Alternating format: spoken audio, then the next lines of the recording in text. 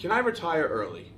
A question we're getting a ton of lately, and I want to go over some real-life examples of conversations that we're having with clients these days to speak on specifics of how you can make that happen. The first thing actually I find very interesting is that these conversations came up here and there prior to COVID, but after that time period has passed us, we're finding that the discussion is much more popular now. With the rise of trends like FIRE, financial independence, retire early, and people being connected to technology 24/7, never being able to get away from their career and feeling burnt out, we're seeing that people just want a little more downtime, and ultimately that might reflect in them wanting to retire early. A few key considerations I want to go over the following. Number one, you need to come up with your budget. You need to understand what your monetary needs are and your basic living expenses. Ultimately, we want to know how much money you need to make to live your lifestyle. Number two, debt management. We want to pay off as many recurring expenses as we can prior to taking that leap of faith and going into retirement, because ultimately you're no longer in your working prime and you have limited sources of income. Number three, healthcare planning. Having a good understanding of your healthcare options and what's available to you. Are you able to go on COBRA? Is your employer going to pay for your healthcare in between retirement and Medicare age? Or do you have to go out to the private marketplace? Understanding what these costs entail and what the strategies that we can utilize to benefit you are crucial. Number four, income and tax planning. Ultimately, where is your income going to come from in retirement? Are you fortunate enough that you have a non-retirement account to supplement your income needs in addition to retirement accounts? Do you have a pension? Is a Roth conversion appropriate for you? Ultimately, we want to figure this out so we can develop the best withdrawal strategy in the most tax-efficient manner for you. And ultimately, the last factor that I see could be among the most important is understanding what are you going to do with your time and how are you going to redefine yourself now that you're retired. You've spent potentially decades of your life wrapped up in your career and again, potentially defining yourself associated with that career, and now it's all over. This is a great thing, but having conversations with those that you trust around you is crucial and ultimately can be very helpful in taking the next steps forward. When clients are upon retirement, they frequently ask, how much can I spend? Or when they're gearing up for retirement, they want to know how much are their investments going to yield and will that allow them to live comfortably? So I wanted to address a couple of different points here in the discussions that we have with our clients and things that I feel could be relatively universal. So the first thing I want to hit on is the rate of withdrawal from the portfolio. A school of thought is, and I think something that maybe was kind of developed years back was, hey, how many dividends is my portfolio generating, and that's ultimately what I'm going to end up taking, and that's great. We don't necessarily love high dividend paying stocks here at Rockline, so we don't necessarily go based on that, but you might see anything based on any publication that you read from somewhere between 2, 3, 4%, as far as up to 8% per year.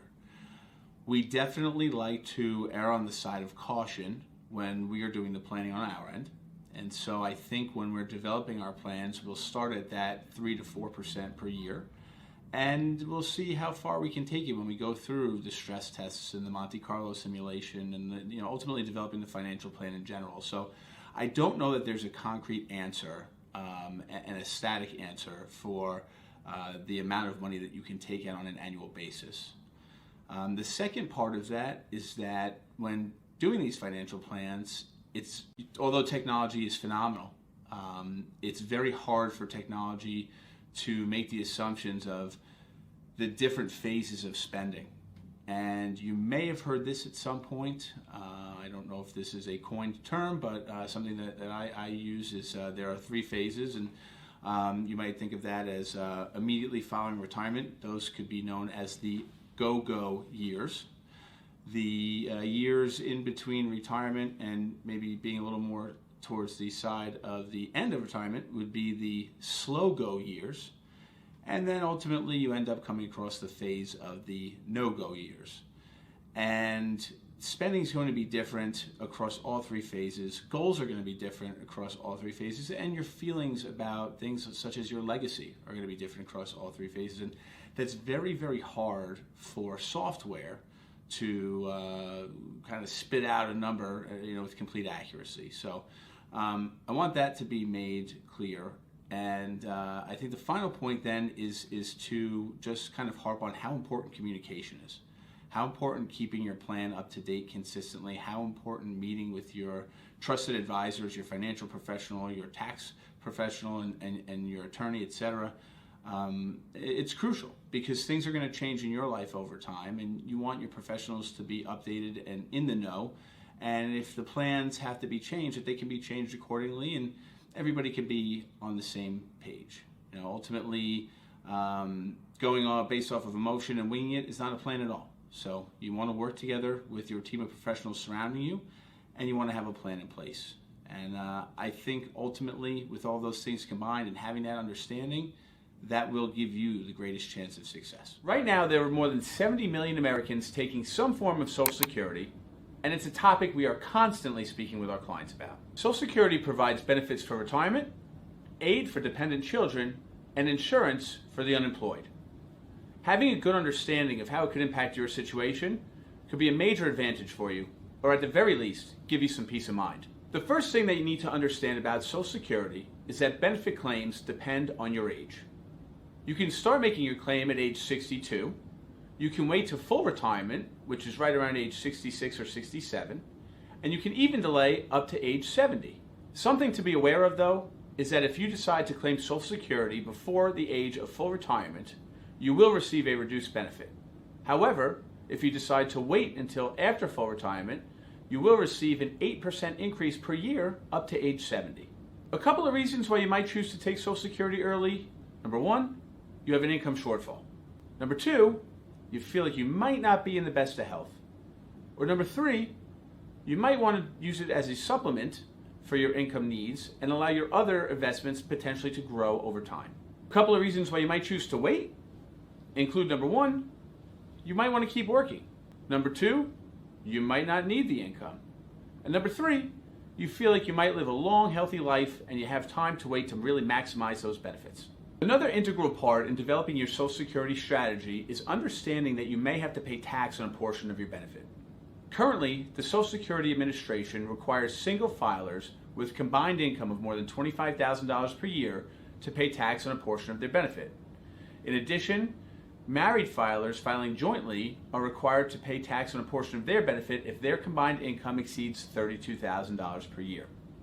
If there is a bit of a silver lining here, it's the fact that only 85% maximum of your benefit is eligible to be taxed.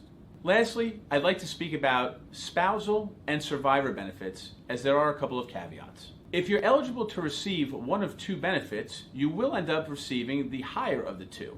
What that means is that a lower earning spouse can earn up to 1/2 of their higher earning spouse's Social Security benefit over time. Divorced spouses who were married for at least 10 years are also eligible for the higher earning spouse's benefit, in which they receive half of their benefit over their lifetime. With regards to survivor benefits, widowed spouses are eligible to receive between 71.5% up to 100% of their deceased spouse's benefits, depending on their situation. Today, I wanted to dive a little deeper into a topic we've been covering frequently regarding required minimum distributions and potential for planning to mitigate taxes on them. We're going to look at three phases briefly. We're going to look at things that you can do prior to retirement that could help you with your tax ramifications of the RMDs in the future. We're going to look at situations where you are fortunate enough to retire prior to RMD age. And then we're going to look at a minor strategy that you might want to consider if you are currently taking RMDs. So the first thing you might want to consider is your overall planning approach and building out multiple buckets of money. Something to take a look at is if you're currently contributing to an employer retirement plan, whether you have a Roth option. And although you will not receive a tax deduction for your contributions currently, the income that you take out later on in retirement will be tax-free. This again ultimately can help you if you are saving for a long period of time, as those RMDs can stack up pretty quickly. Another method, another approach would be to look at saving in a non-retirement account altogether. We always recommend, first and foremost, to try to achieve maxing out your contribution to receive your employer's match. If you've done that, you might want to then consider again contributing to a non-retirement account. This money should grow over time, and ultimately, hopefully, the taxable situation when you go to utilize that money will be less than as it were if it was earned income from a traditional retirement account due to capital gains. I personally would like to throw in a little story myself. I've done this on multiple occasions throughout my career where I've contributed to my 401k and thankfully have also grown a bucket of money in which was not retirement oriented. And I use this for things such as purchasing my first home, purchasing my second home, doing a full renovation on my second home, and it was quite powerful. And again, things that I couldn't have done if I would have just fully gone and contributed just to my retirement account. The next stage I'd like to hit on is for those of you who are fortunate enough to retire before the age where you have to take your required minimum distributions. Things you can do here are potentially go forward with Roth conversions, taking portions of your pre-tax money, paying the tax now and converting that into a Roth account, which again will then grow over time, and anything you take out of that account you can take out tax-free. That will ultimately lower the amount in that pre-tax account, which hopefully will lessen the blow when you go to take RMDs later in life. Secondly would be to start withdrawals on that pre-tax account, potentially right after retirement, providing you are older than the age of 59 and a half, so you do not incur any unnecessary penalties. Doing so, again, will allow you to draw down the money in a potentially more tax-efficient way and hopefully lower that sum as opposed to what it could have been had you not taken those distributions when you reach that age where you have to take your RMDs. The last strategy, and although minor, if you are currently taking your RMDs, might be to make qualified charitable distributions, where you can actually contribute up to $100,000 per year to a qualified charity, and that will then satisfy your RMD, and it will not be added to your taxable income for the year. In summary, overall, you want to have a plan. You want to work with your trusted advisors, whether it's your financial planner, whether it's your CPA and accountant or tax preparer, and your estate attorney. You want to work with your trusted professionals along the way. You want to review your plan regularly, and you want to make adjustments in accordance with the rules in your specific situation. If there's any way that we can help, we'd be more than happy. Thank you for your time, and I wish you a wonderful day. This is not tax advice, and I ask that you please consult a tax professional for your specific situation.